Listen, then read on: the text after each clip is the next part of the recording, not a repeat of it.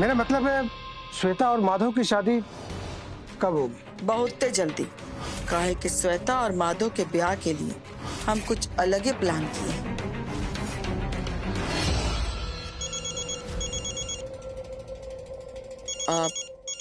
एक मिनट, आप लोग बात कीजिए, हम अभी आते हैं। ठीक है दीदी। बेटा, दीदी अभी तुम्हारी शादी के बारे में बहुत बड़ी बातें करके गई है, लेकिन पता नहीं उनके दिल के भीतर इस वक्त चल क्या रहा है। पता नहीं, मुझे ऐसी शंका लग रही है कि वो ऐन मौके पे कहीं अपनी बात से बदल ना जाए। पापा, आप चिंता मत कीजिए, उसके लिए मैं तैयार हूं। आंटी जी अगर डाल है तो मैं भी पात हूं। और आजकल जो आंटी का व्यवहार है ना मेरे प्रति, उससे तो साफ पता चलता है कि मैं भी आंटी जी की कोई खास नहीं हूँ। और आंटी जी तो इतनी स्वार्थी हैं, बिना काम के तो वो किसी को मुंह भी नहीं लगाती। उनका खास वही है जो उनके हाँ में हाँ मिलाए। लेकिन आंटी जी को पता है कि मैं ऐसा कभी नहीं करूंगी। जाने दो बेटा, वो बड़ी है और इस वजह से भी अगर वो नाराज है तो उन्हें इग्नोर करो। इग्नोर करूं? हाँ, कैसे इग्नोर करूं पापा? उनके एक बुलावे पे मैं अपना सब कुछ छोड़ के, अपना करियर, अपने दोस्त, अपने लाइफस्टाइल सब कुछ बदल के मैं यहाँ पर आई। और मेरी एक गलती की वजह से उन्होंने मुझे अलग कर दिया, साइड कर दिया। कोई ऐसा करता है क्या? यही दुनिया है बेटा, तुम्हारी लाख अच्छाई एक तरफ और एक छोटी सी गलती एक तरफ। मानती हूँ, लेकिन मैं किसी ऑफिस में जॉब नहीं करती जो एक गलती की वजह से मुझे निकालकर बाहर किया जाए। पर कोई बात नहीं, मैंने भी सारी तैयारी कर ली है। वक्त आने पर बता दूंगी कि मैं भी श्वेता हूँ। श्वेता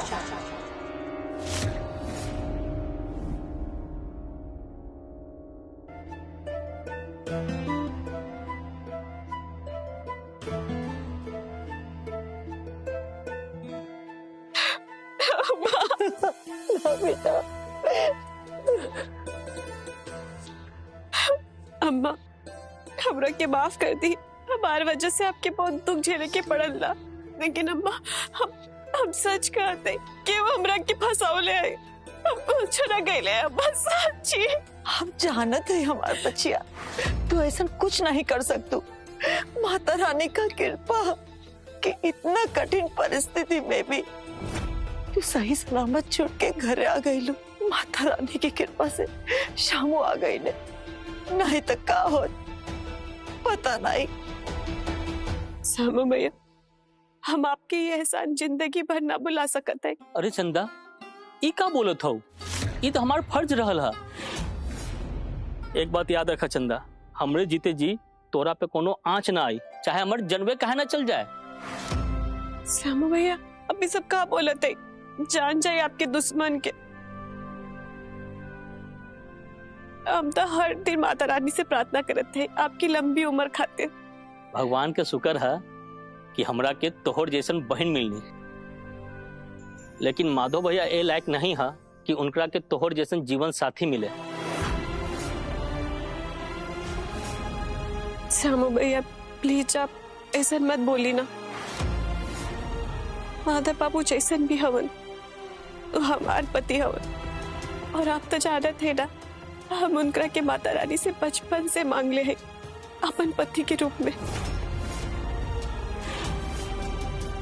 कितना बरस बाद माता रानी हमार पुकार सुन ली और माता बाबू के हमरा के अपन पति के रूप में दे ली।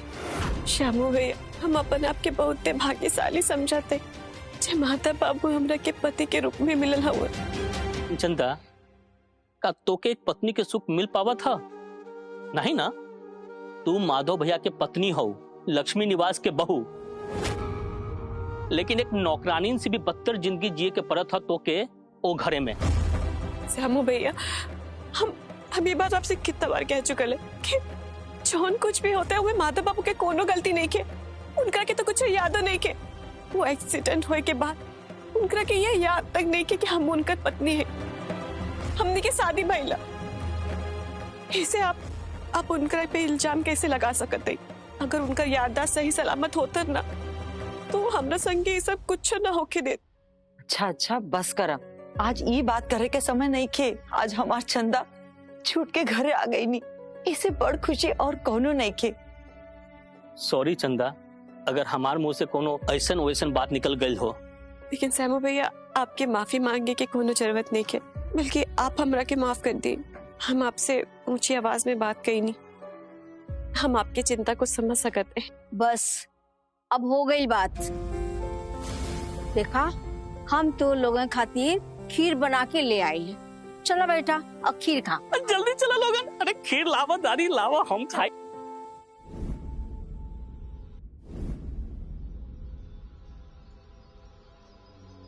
इतना जल्दबाजी में कहाँ जा रहे हैं? अरे कभी कदार बच्चों का भी ध्यान रख लिया कीजिए।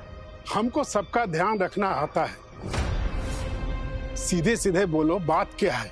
और आज हमारा रास्ता में काहे आके खड़ा हो गई हो तुम? हाँ, अब तो आप ही बोलबे कीजिएगा कि हमरा रास्ता रोक के काहे खड़ी हो।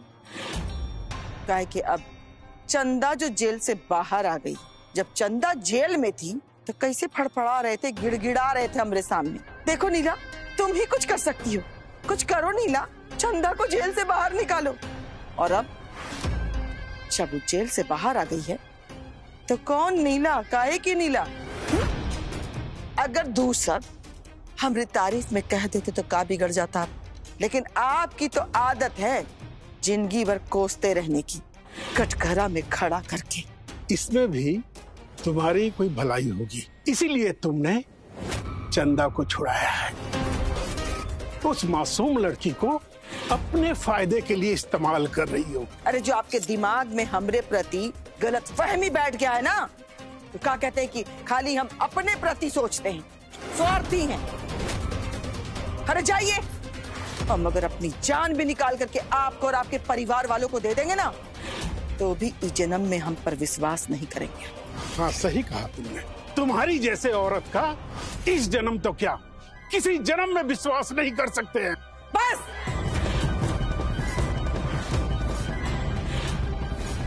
अब अगर एक शब्द भी आगे बोला ना, तो हमसे बुरा कोई नहीं होगा।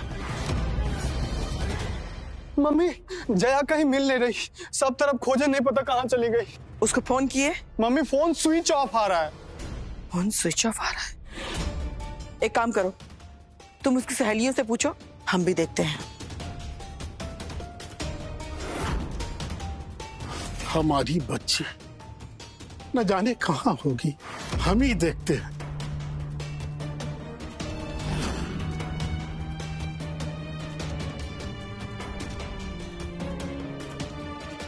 क्या हुआ कार्तिक, तुम इतना परेशान काहे लग रहे हो? जया कहीं नहीं मिल रही है, पता नहीं क्या हो गया।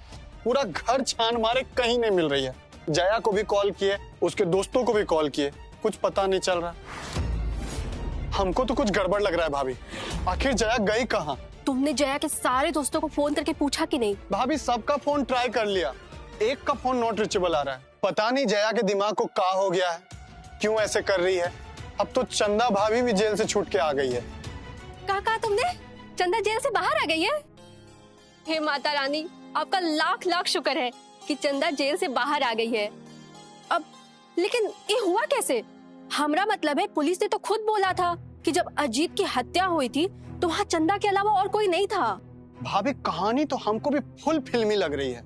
और पता है भाभी, उस वेपन पे तो चंदा भाभी का फिंगरप्रिंट भी नहीं मिला था। तो ये तो अच्छा हुआ ना, और मिलता भी कैसे? चंदा ऐसा थोड़ी कर सकती है। लेकिन मर्डर तो हुआ है भाभी। अब मर्डर हुआ है तो इसका मतलब कातिल अभी भी कहीं छिपा हुआ है। हाँ, ये बात तो सोचने वाला है, वो कहीं तो छुपा हुआ है। और इसी डर से जया जाकर कहीं छिप गई हो। कार्तिक, अभी तक तुम ही हो। हम तुमको जया को ढूंढने बोले थे ना, और तुम लोग यहाँ फिल्मी बातें कर रहे हो। जाओ जाके जया को ढूंढो।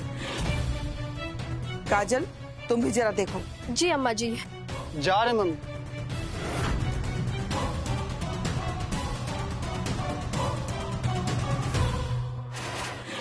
कहाँ चली गई लड़की? इसका फोन नॉट रीचेबल कैसे आ रहा है?